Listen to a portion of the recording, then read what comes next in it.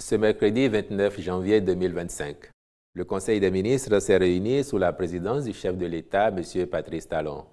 Les décisions que voici ont sanctionné la séance.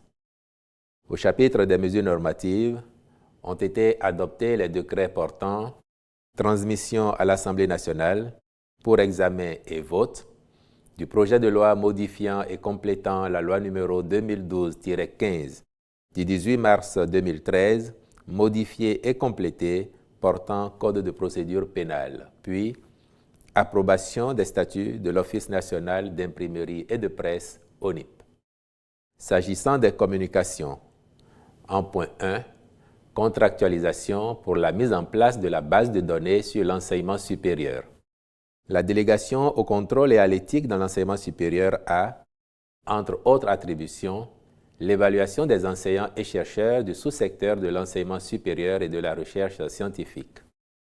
À cet effet, elle a besoin d'informations et de données fiables lui permettant d'accomplir efficacement sa mission.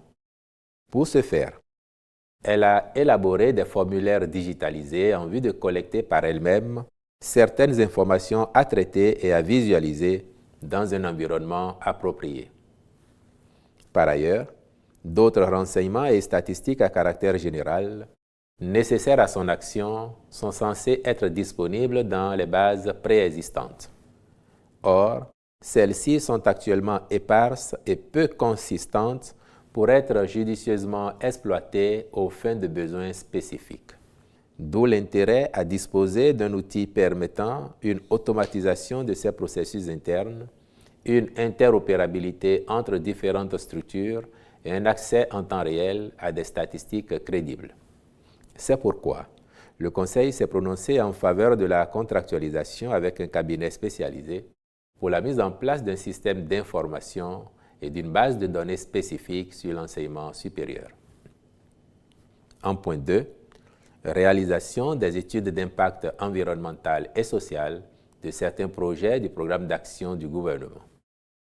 Sont concernés par les présentes études, d'une part, les projets de construction du stade départemental de type omnisport à Parakou, puis de reconstruction du stade René-Pleven de Cotonou.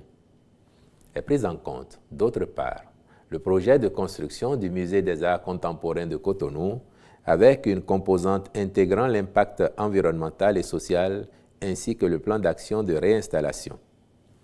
À terme, leur réalisation permettra de renforcer la disponibilité en infrastructures sportives et culturelles modernes afin d'encourager la pratique du sport, en particulier chez les jeunes, et de contribuer au rayonnement culturel de notre pays.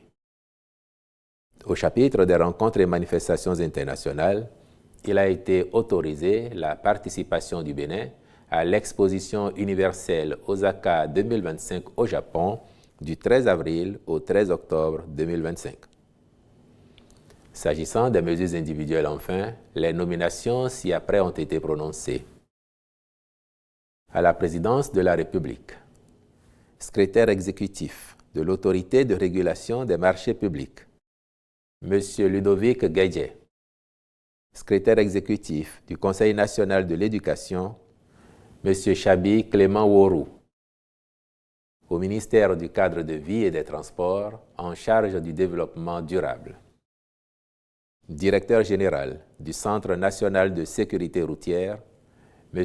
Ariel Sacramento, je vous remercie.